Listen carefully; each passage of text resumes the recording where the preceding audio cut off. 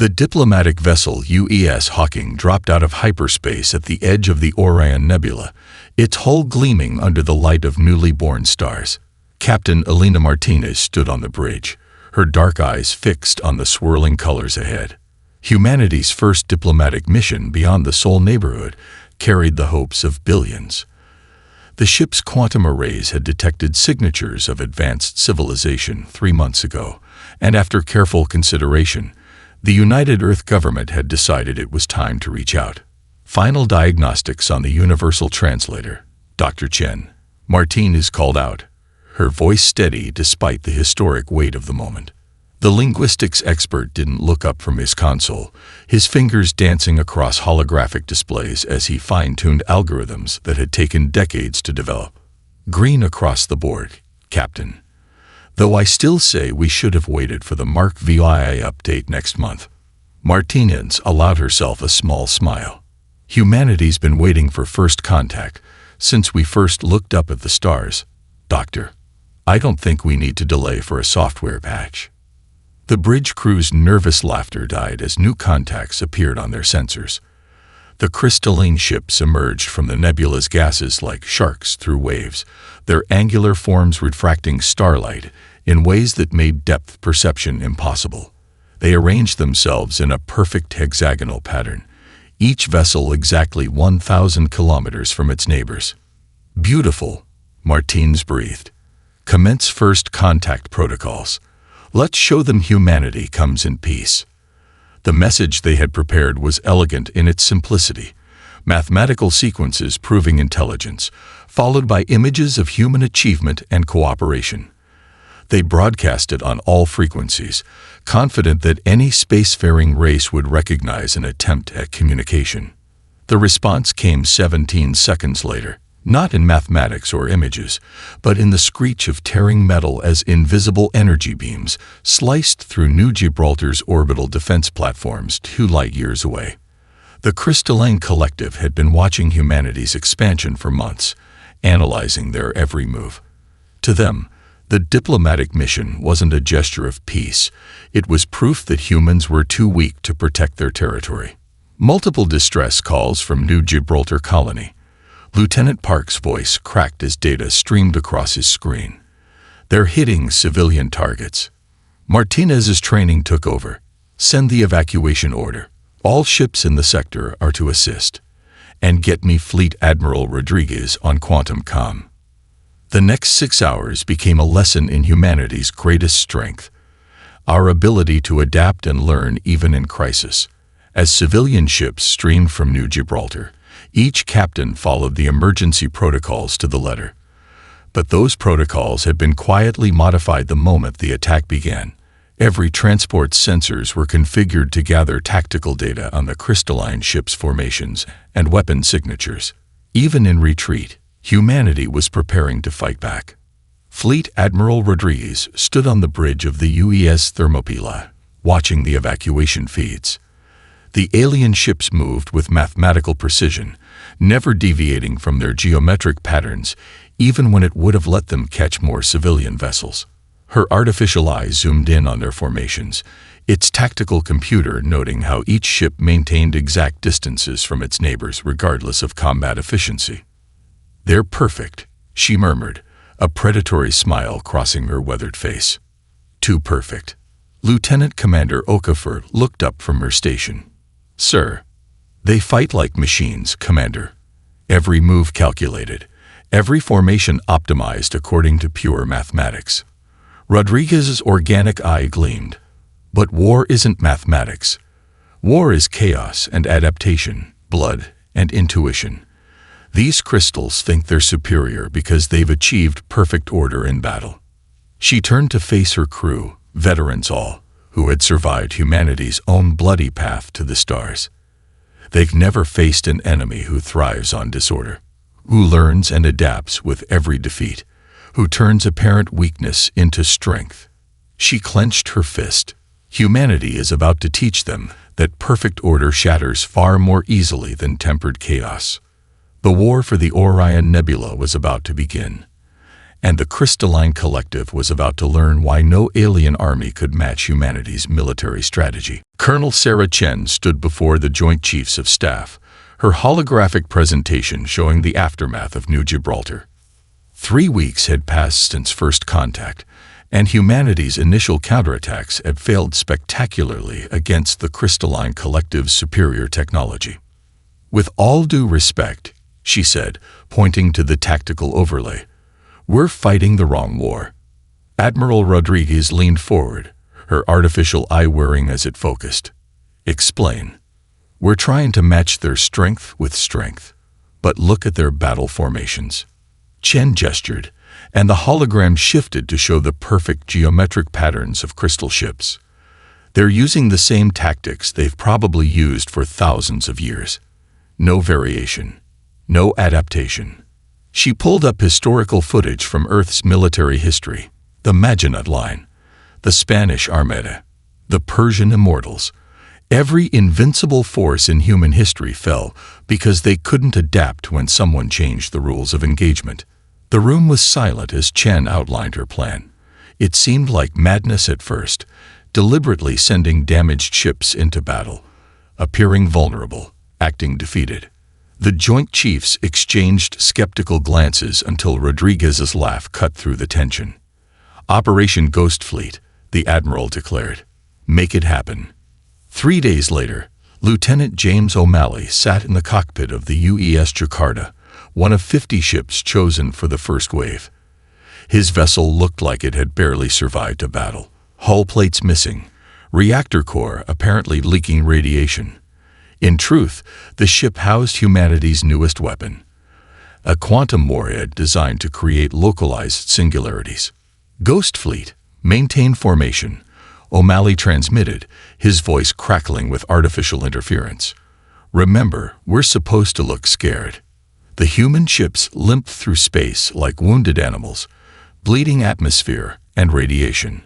Long-range sensors detected the approaching crystalline fleet, perfect hexagonal formations, each ship precisely positioned according to their ancient battle algorithms. "They're taking the bait," Chen's voice came through on a secure channel. "Their tactical computers are calculating a 99.97% chance of victory. They think we're desperate." The crystal ships closed in, their formation unchanging even as they prepared to finish off the apparently helpless human vessels. That's when O'Malley saw it, the fatal flaw in their perfect geometry. They never broke formation, never adapted their tactics even when a different approach would be more effective. "Now," Chen's order crackled through the quantum comm. 50 dying ships suddenly accelerated to maximum thrust. The Jakarta's false hull plates fell away, revealing pristine armor beneath. O'Malley's hands flew across his controls as the ship exceeded its supposed structural limits, aiming straight for the gap in the crystal formation that their rigid adherence to geometry had created. The aliens' perfect formation became their perfect trap. Unable to process the sudden change from prey to predator, their tactical computers froze for crucial seconds. By the time they began to respond, O'Malley had already reached his target. "For New Gibraltar," he whispered, initiating the quantum warhead sequence. Space itself seemed to twist as 50 quantum singularities blazed to life in the heart of the crystalline fleet. Their mathematically perfect formations meant that when one ship was caught in a gravity well, it pulled its precisely positioned neighbors with it. Like a cascade of falling diamonds, 3 entire fleets collapsed into artificial black holes that winked out of existence moments later. In the aftermath, Colonel Chen stood again before the Joint Chiefs, but this time Rodriguez was smiling. 3 fleets destroyed, minimal human casualties. "The collective is responding exactly as you predicted." Chen nodded. "They're withdrawing to analyze what happened. Their entire military doctrine is based on mathematical certainty. We just proved their equations wrong. They'll try to develop a perfect counter to our suicide tactics. But we won't use the same trick twice," Rodriguez finished, "because that's humanity's real advantage. We adapt. We change. We survive." On screens around the room, reports were already coming in. The collective had begun fortifying their positions against kamikaze attacks, their ships now maintaining distances that would prevent chain reactions from quantum singularities. They had adapted to humanity's ghost fleet tactic. But humanity had already moved on to the next strategy. In orbital shipyards across Earth's sphere of influence, tiny ships were being constructed, ships that would move in patterns no mathematical model could predict, inspired by the deadliest creatures evolution had ever produced. The Firefly Protocol was about to begin. Captain Maya Patil sat in the cockpit of her corvette, the smallest warship humanity had ever built. At barely 30 meters long, the UES Luciola was more engine than vessel, designed for a single pilot and devastating close-range attacks. Through her viewport, 499 identical ships floated in formation, waiting. "Swarm leaders, sound off," she transmitted, her voice steady despite the tension coiling in her stomach. One by one, the squadron commanders reported ready.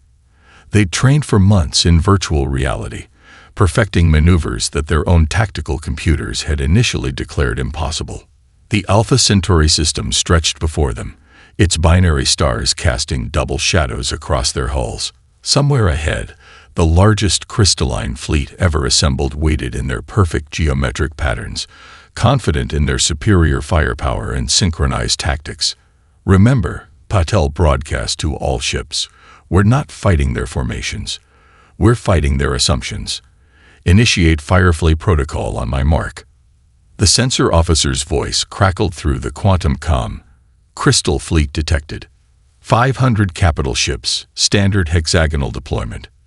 They're ignoring us, Captain. Their targeting systems are still scanning for vessels of battleship class or larger."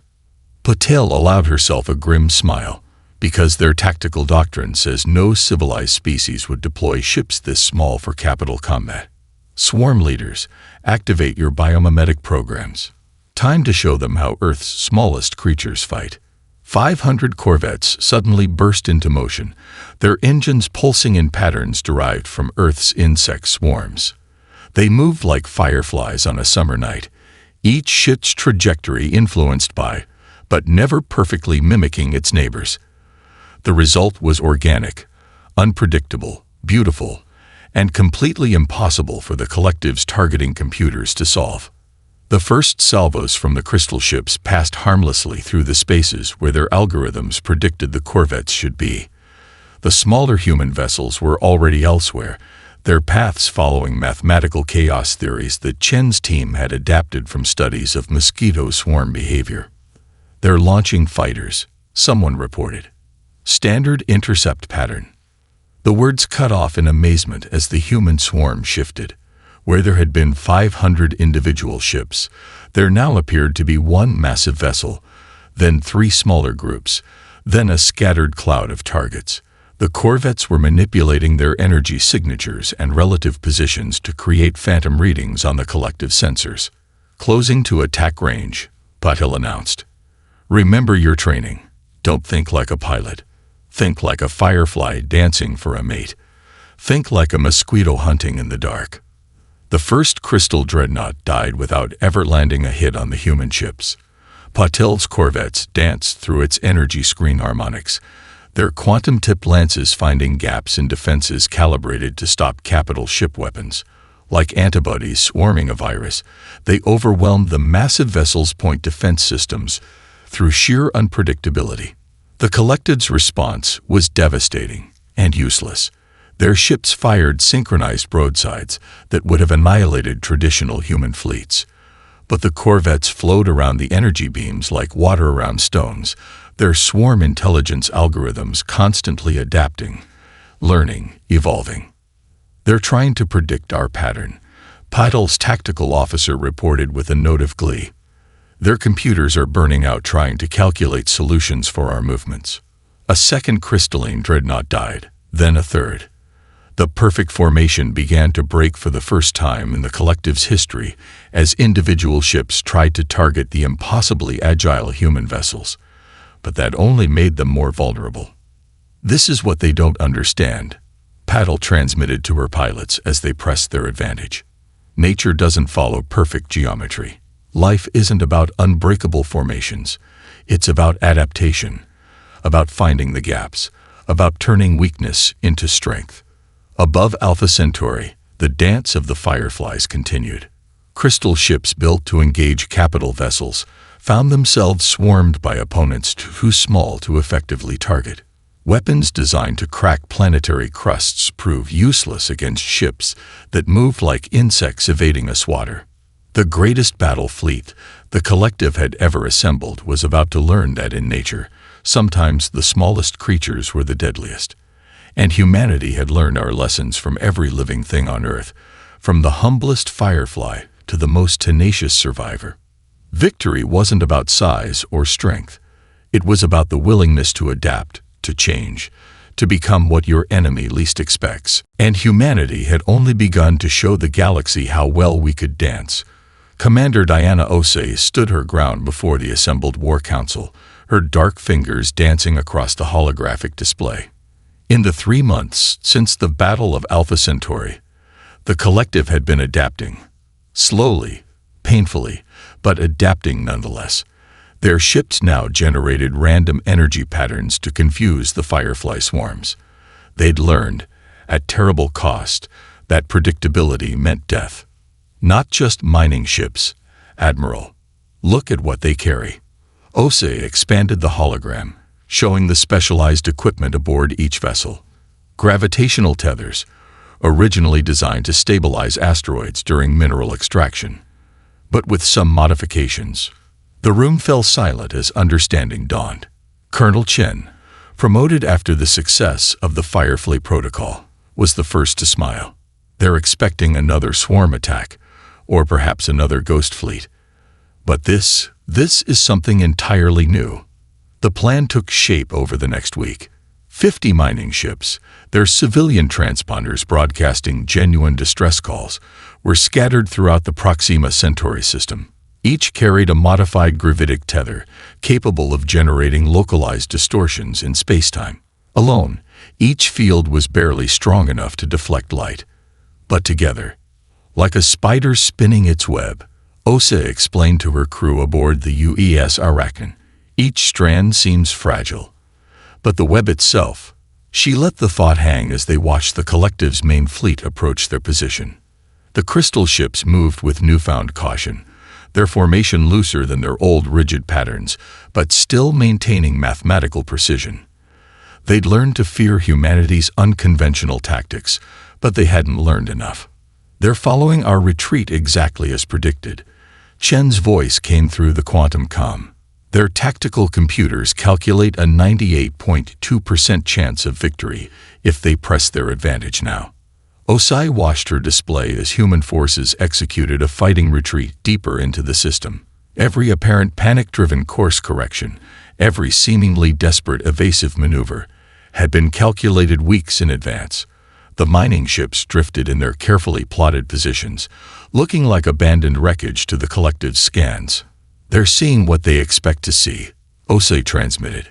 A broken enemy, fleeing in disarray. Traditional military doctrine says to pursue and destroy a routed foe. All their battle algorithms will be screaming at them to press their advantage. The Crystal Fleet surged forward, their superior numbers and firepower making victory seem inevitable. They never noticed how each human ship's retreat drew them along specific vectors, deeper into the web of gravitational tethers. Now, Osei commanded. 50 mining ships suddenly powered up their modified tethers. Space itself seemed to shiver as overlapping gravitational fields activated.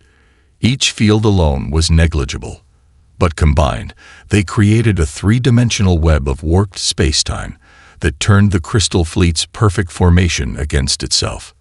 The first crystal ship that hit the distortion field shattered, its rigid structure unable to handle the gravitational stresses.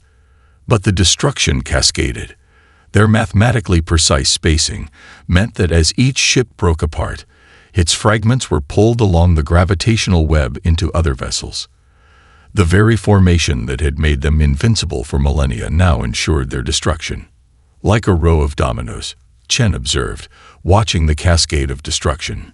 Their perfect spacing becomes perfect transmission of force. Within minutes, the pride of the collective's fleet had become a glittering cloud of crystalline debris, caught in a web of warped spacetime. The few ships that survived immediately retreated, their tactical computers overwhelmed by an attack that defied their fundamental understanding of warfare. In the aftermath, as human ships began the process of recovering useful debris, Ose stood at her viewport watching the glittering fragments drift by. "They're learning," she said to no one in particular. "But they're learning the wrong lesson. They think this was about technology, about the gravitational tethers. They don't understand that it's about imagination, about seeing beyond traditional military doctrine." She touched the viewport, her finger tracing the patterns of destruction. "They're still trying to perfect their responses, to create unbeatable counters to each of our strategies.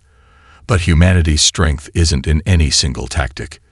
It's in our ability to see new possibilities in everything, even in simple tools meant for mining rocks." The Battle of Proxima Centauri would go down in history not just as a victory, but as the moment when humanity proved that true military genius lay not in perfection, but in the ability to turn the ordinary into the extraordinary.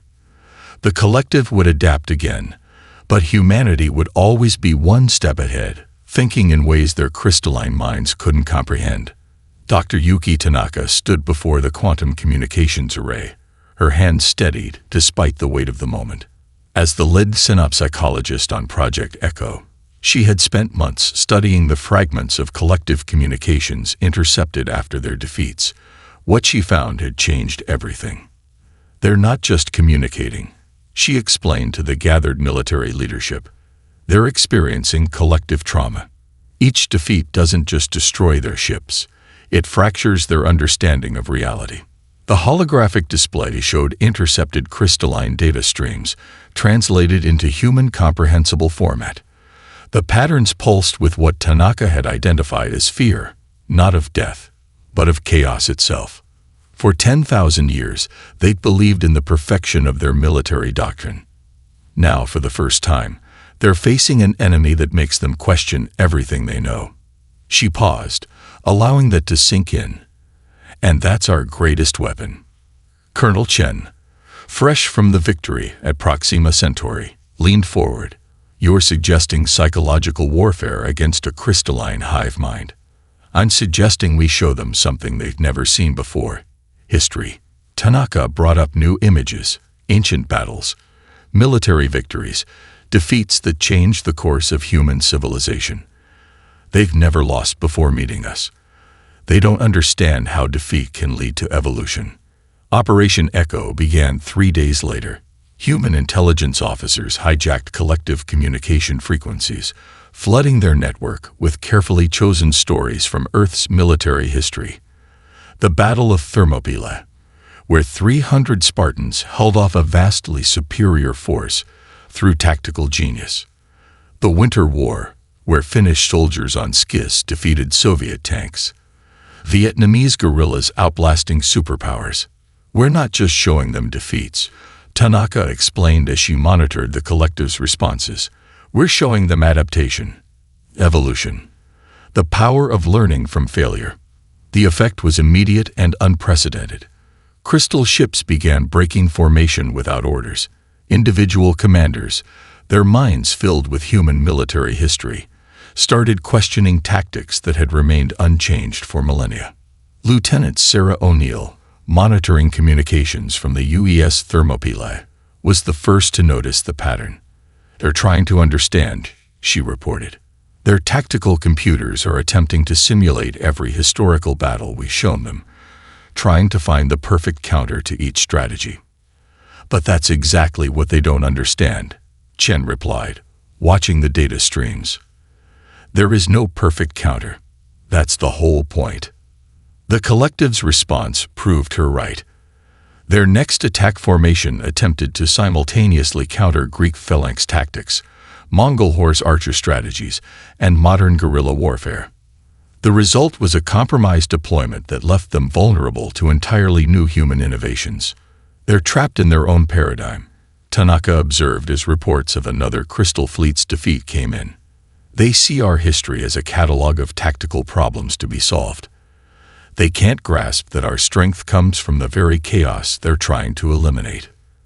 The psychological impact deepened as more of Earth's military history flowed through their network. Stories of armies learning from defeat, adapting enemy tactics, evolving beyond their original doctrines. The concept of martial arts, where weakness could become strength. The principles of asymmetric warfare, where apparent disadvantage became tactical advantage.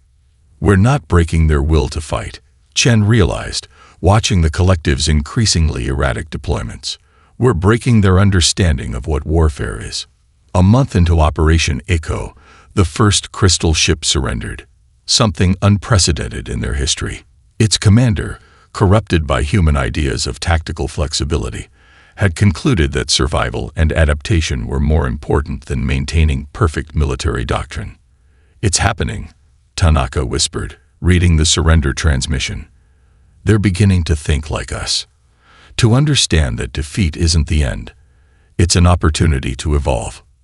The war was entering a new phase, one where the battlefield existed not just in physical space, but in the realm of ideas. Humanity's greatest weapon wasn't our ships or our tactics, but our hard-won wisdom that true strength comes from overcoming failure. And the collective, their perfect crystalline minds shattered by the chaos of human military history, was about to learn that lesson firsthand. The echoes of Earth's battles were teaching them something their 10,000 years of victory never could: the power of imperfection. General Wei Zhang stood in the holographic command center of the UES Sun Tzu, watching representations of Earth's combined fleet take shape. After months of psychological warfare had fractured the collective's rigid doctrine, humanity was preparing its most ambitious operation yet. Not because of superior technology or numbers, but because of something the crystals could never replicate: cultural diversity. "Show me the Zulu formation," he commanded. The hologram shifted, displaying a group of modified corvettes arranged in the famous bull horns pattern that Shaka Zulu had used to revolutionize African warfare. "Maasai hunting squadrons in position," reported Captain Kimani from Kenya, her ships moving with the same patient stalking techniques her ancestors had used to hunt lions. "We've adapted their tracking methods for zero combat. The crystals won't know we're there until it's too late." The command center hummed with similar reports. Chinese siege tactics, perfected over thousands of years, were being adapted to isolate and contain crystal outposts.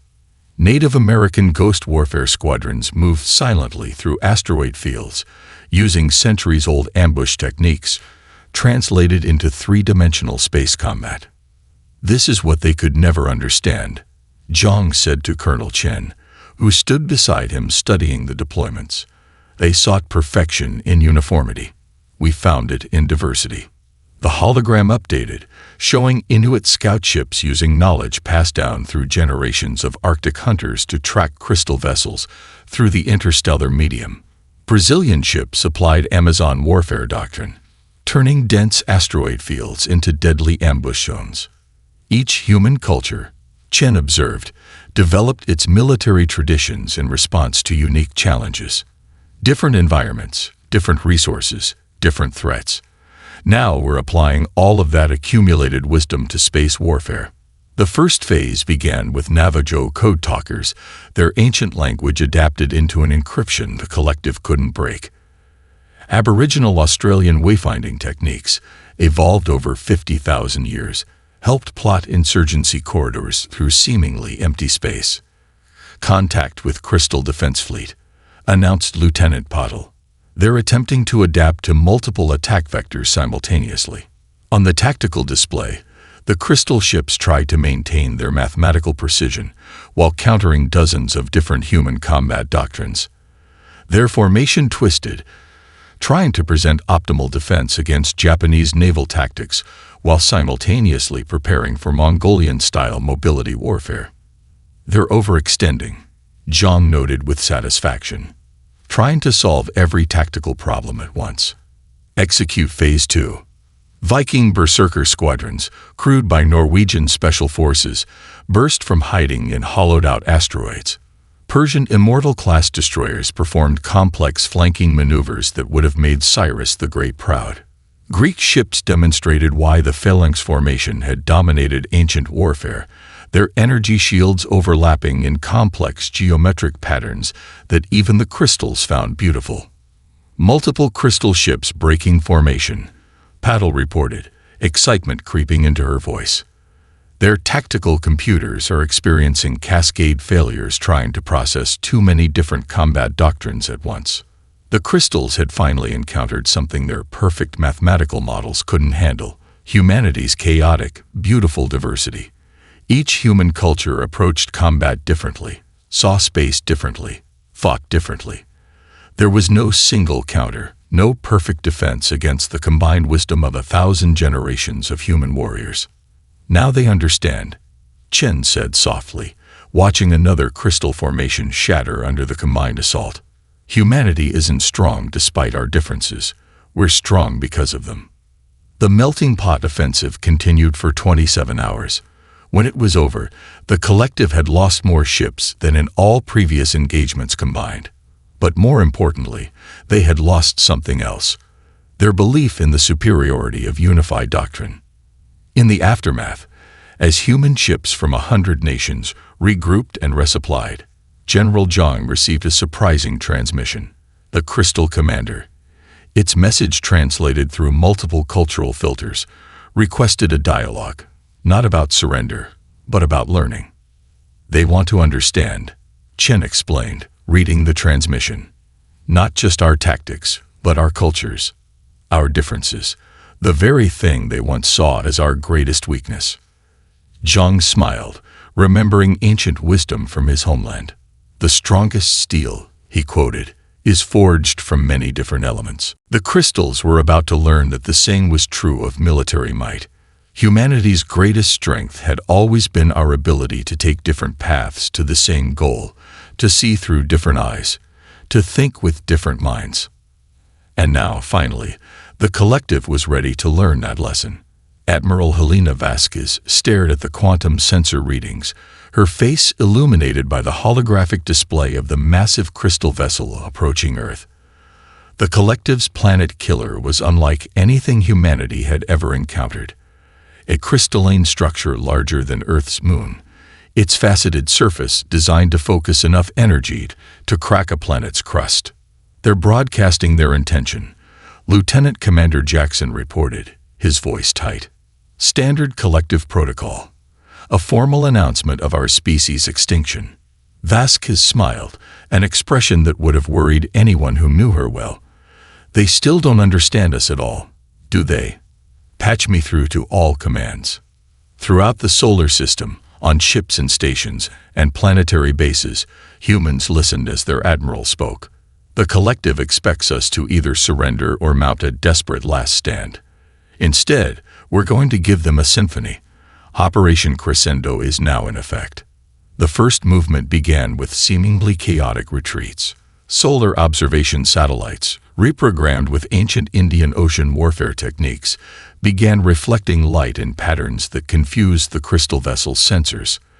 The planet killer's tactical computers struggled to track multiple false signatures, its targeting systems overwhelmed by what appeared to be random noise.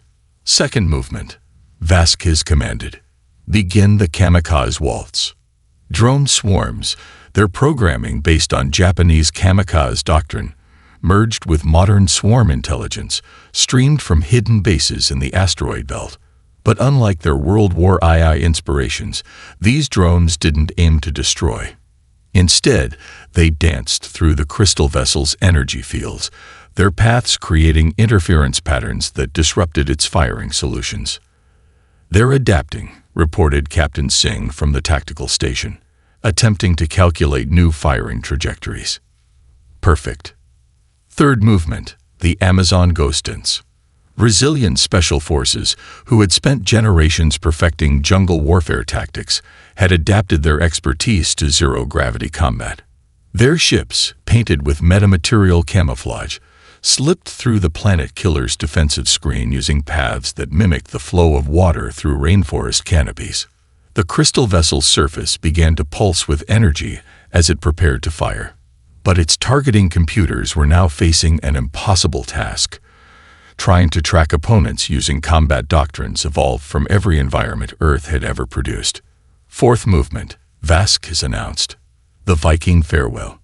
Norwegian berserker squadrons charged straight at the planet killer's primary firing array, their ships seemingly on suicide runs. The crystal vessel diverted energy to counter this obvious threat, exactly as planned, for the real attack came from another direction entirely. Fifth movement. Begin the Thread Cutter Protocol. Chinese hackers, their techniques evolved from thousands of years of siege warfare, had spent months analyzing the crystalline code structure of captured ships. Now they launched their assault, not against the planet killer's weapons or shields, but against something far more fundamental, its understanding of its own purpose.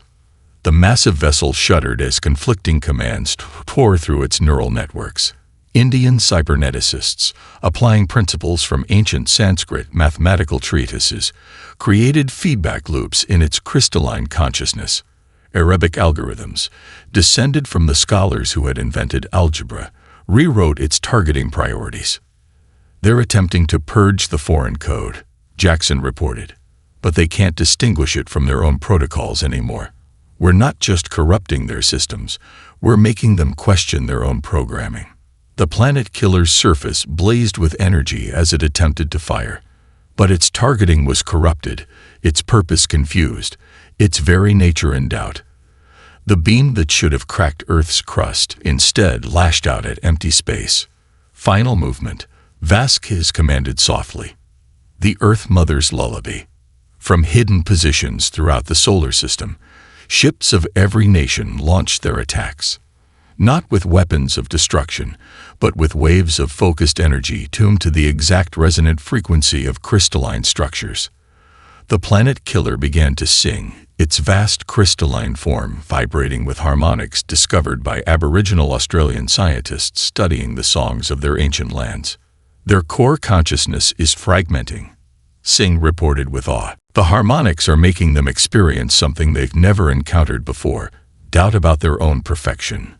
The massive vessel's surface began to crack, not from violence, but from the impossible choice between its original programming and its new understanding. In its last moments, it transmitted not a battle report to the collective, but a question that would shake their civilization to its core. What if perfection is not the answer? As the planet killer shattered, its fragments sparkling like stars in Earth's orbit, Vasquez sent one final message to the retreating crystal ships. This is humanity's true strength, not our weapons or our tactics, but our ability to turn everything, even destruction, into art. Remember this symphony. It's the sound of evolution. The Earth was safe, but more importantly, humanity had demonstrated something the collective had never imagined possible. That warfare could be beautiful, that destruction could create understanding, and that true strength lay not in perfect execution, but in perfect improvisation. The crystalline homeworld hung in space like a diamond caught in starlight, its faceted continents refracting the light of 3 suns. Admiral Helena Vasquez stood on the bridge of the UES Odyssey, leading the largest human fleet ever assembled. After the destruction of their planet killer, the collective had retreated to their core systems, expecting humanity to follow their own doctrine of total war.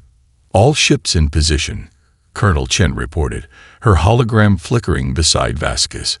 The collective's defensive grid is exactly where our intelligence suggested. They're expecting us to use every tactic we've demonstrated. The Ghost Fleet, the Firefly Protocol, even harmonic disruption. But we're not going to do any of that, are we?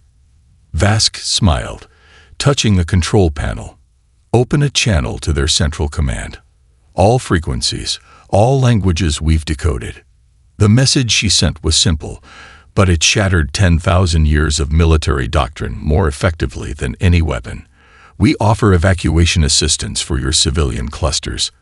Our fleet will hold position until your non-military population is safe. The silence that followed lasted exactly 3.7 minutes. The time it took for the collective's unified consciousness to process a concept entirely foreign to their understanding of warfare. They're responding, Lieutenant Commander Jackson announced, his voice tight with tension. Multiple frequencies. Admiral, I've never seen their communication patterns like this. It's like their entire network is in chaos.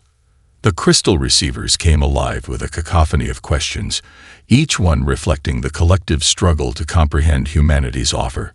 Their tactical computers ran millions of simulations, searching for the strategic advantage in showing mercy to an enemy. Their military analysts scored the human historical records they'd gathered, looking for precedent. They don't understand, Chen observed, watching the data streams. In their entire history, they've never encountered the concept of limiting warfare, of distinguishing between combatants and civilians. Every war they've fought has been total, absolute. Vasquez nodded. That's why this will break them more thoroughly than any weapon we could devise. Open a channel again. Her next message included historical footage. The Christmas truce of 1914, humanitarian aid being delivered to former enemy nations, peace treaties signed in the aftermath of Earth's bloodiest conflicts. Humanity learned, through countless wars, that true victory isn't measured in destruction. Sometimes, the strongest military strategy is knowing when not to strike. The crystal defense grid remained active, but their ships began moving in patterns that reflected their internal confusion. Some commanders argued for immediate attack, others for acceptance of the human offer. The perfect unity that had defined their civilization for millennia began to crack. They're evacuating civilian clusters, Jackson reported, wonder in his voice. Massive movements of non-military crystalline structures. Admiral, they're actually doing it. They're trusting us.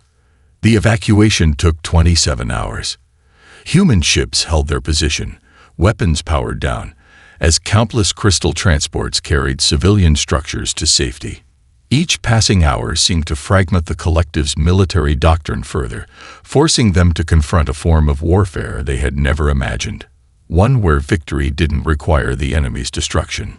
Finally, when the last civilian transport had cleared the system, Admiral Vasquez opened one final channel. Your military installations remain intact. Your fleet remains capable of fighting. But ask yourselves, if we chose mercy when we held every advantage, what does that say about true strength? The response, when it came, wasn't a surrender in any traditional sense. Instead, the collective transmitted a request that would change the course of galactic history. They asked for teachers, not to learn human weapons or tactics, but to understand how a species could emerge from millennia of warfare with its capacity for compassion intact.